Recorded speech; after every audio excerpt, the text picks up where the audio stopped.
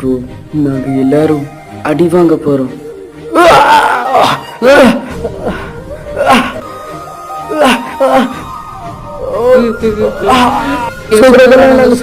மன்னிச்சிருங்க. என்னால இருந்து நீங்க டோக்கியோ மேஜிக் அங்கோட சர்வன்ஸ்டா. சர்வன்ட், நாளைக்கு வெள்ள நான் வந்துடு.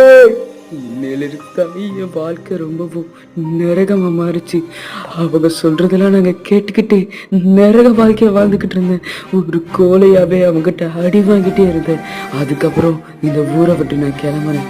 அங்கேயும் போய் வேலை பார்க்குற இடத்துலயும் எல்லார்கிட்டையும் மன்னிப்பு கேட்கறதே வேலையா. என்ன மன்னிச்சிருங்க, தெரியாம போட்டேன், என்ன மன்னிச்சிருங்க. இந்த கொடுமையான வாழ்க்கைய திருப்பி போய் வாழுன்னு சொல்றியா கடவுளே? நீ கேவலமான வாழ்க்கையை திருப்பி போய் பாருன்னு சொல்றியா கடவுளே?